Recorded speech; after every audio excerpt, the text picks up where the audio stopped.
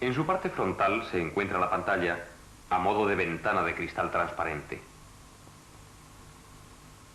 Su superficie interior va recubierta de una capa de material luminiscente que radia luz al ser bombardeado por los electrones.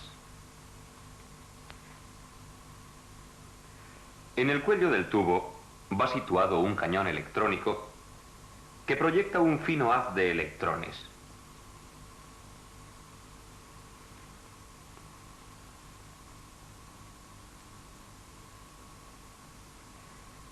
Donde choca este haz de electrones con el material luminiscente de la cara interna de la pantalla, se produce luz. Para que este fino trazo luminoso pueda formar una imagen completa, alrededor del cuello del tubo van colocados electroimanes cuyos campos magnéticos desvían el haz electrónico. De este modo, el trazo luminoso recorre toda la pantalla con movimiento de ida y vuelta. Y lo que vemos es de una importancia vital en televisión. El trazo luminoso se desplaza tan rápidamente que el ojo humano ve una línea de luz continua.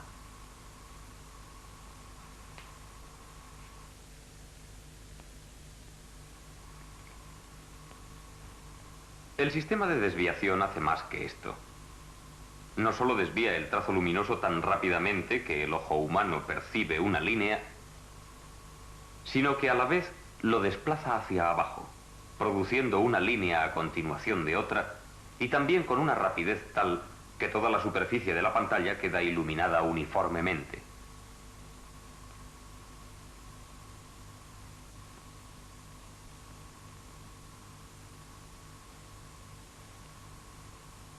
Las señales procedentes del emisor modulan o regulan el brillo del trazo luminoso. A medida que se desvía, forma una línea sombreada.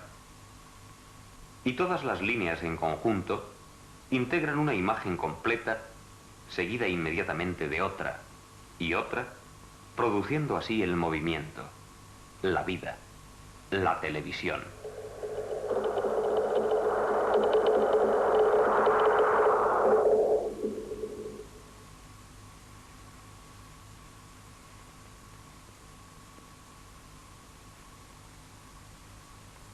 Después de esta breve introducción, vamos a examinar más de cerca lo que sucede dentro del tubo de imagen. Las primeras preguntas que nos hacemos son: ¿qué son los electrones? ¿Cómo se producen? Consideremos un buen conductor eléctrico, por ejemplo, un trozo de hilo de cobre. Para estudiar la estructura interna del alambre de cobre, lo examinaremos al microscopio. Un microscopio electrónico proporciona una ampliación mucho mayor. Físicamente es imposible conseguir una ampliación mayor, pero si lo fuese, y si consiguiéramos ampliar el trozo de cobre unos 100 millones de veces, veríamos algo parecido a esta ilustración. Átomos de cobre dispuestos en una estructura regular, con electrones desplazándose de unos a otros. Los electrones son partículas muy pequeñas, cargadas negativamente, que se mueven al azar y chocan constantemente con los átomos. Si se conecta una batería entre los extremos de un hilo de cobre, los electrones tienden a desplazarse hacia el polo positivo y entonces circula una corriente por el alambre. Si en alguna parte el hilo está estrechado, la corriente es allí más densa y las colisiones de los electrones se intensifican, por lo que el hilo empieza a calentarse poniéndose al rojo. Esto es muy importante. Nos interesa mucho este fenómeno no por la luz producida, sino por la alta temperatura desarrollada. Debido al calor, los electrones se sueltan del hilo.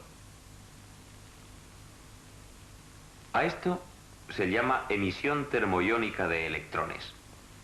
Los electrones soltados de este modo se emplean para producir nuestra imagen de televisión. De todos modos, hacen falta cantidades enormes de electrones, muchos más de los que pueden ser emitidos por un simple filamento.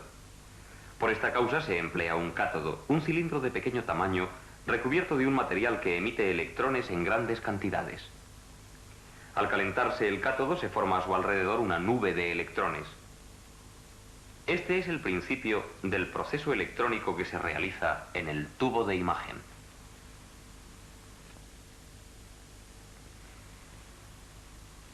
La ampolla del tubo de imagen, en cuyo interior se ha hecho el vacío, No contiene solo el cátodo, sino otro electrodo, el ánodo, que se hace positivo respecto a él, con lo que atrae los electrones de él liberados. Desde el ánodo, estos electrones pasan a la batería, que a su vez los impele hacia el cátodo, de donde son emitidos de nuevo. De este modo se produce una corriente de electrones ininterrumpida, aunque parte del circuito se encuentra en el vacío. Veamos la situación esquemáticamente. El cátodo está a la izquierda, el ánodo a la derecha. La carga positiva del ánodo aplica a los electrones una aceleración tal hacia él que si éste contiene una abertura, por pequeña que sea, algunos de los electrones la atravesarán.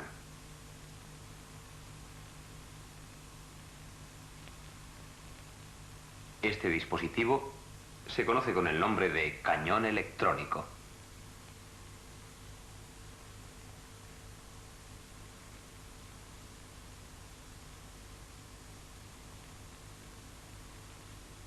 Los electrones que pasan por el centro de la abertura continúan su trayectoria en línea recta, pero los que pasan cerca del borde quedan atraídos por la carga positiva y se desvían.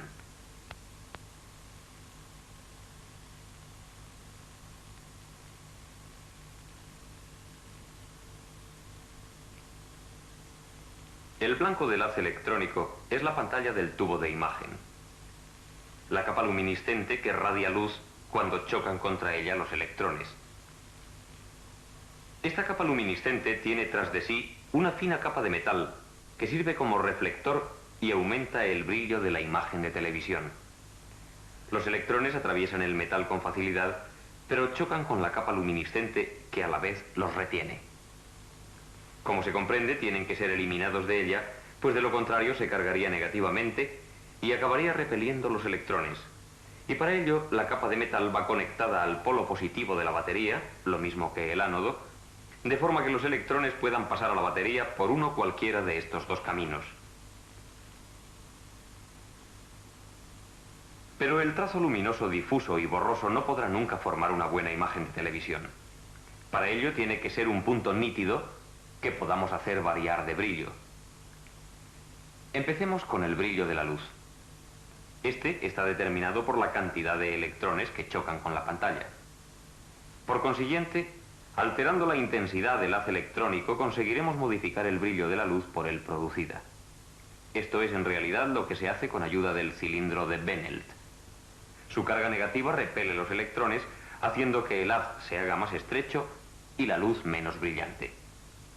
Cualquier variación de la carga del cilindro de Benelt modifica el número de electrones y por tanto la cantidad de luz.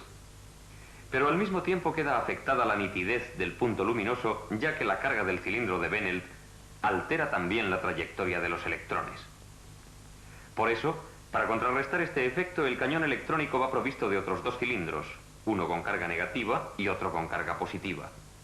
Si ahora se modifica la tensión del cilindro de Benelt, el brillo del trazo luminoso varía, pero no su nitidez. El trazo luminoso queda enfocado siempre en un punto nítido. Daremos ahora un vistazo a la forma real de un cañón electrónico.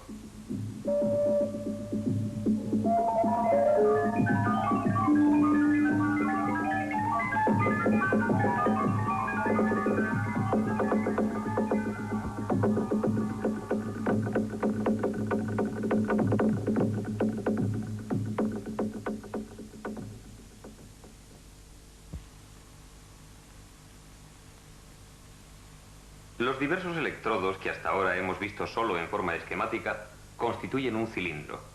Vemos el filamento, el cátodo, el cilindro de Benelt, el ánodo y los electrodos de enfoque.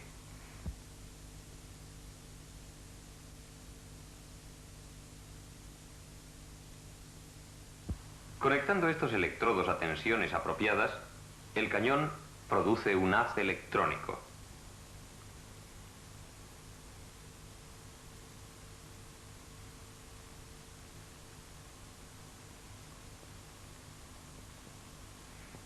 El cañón electrónico está equipado con patillas de conexión y otros elementos y detalles de montaje y se coloca en el interior del cuello del tubo de imagen.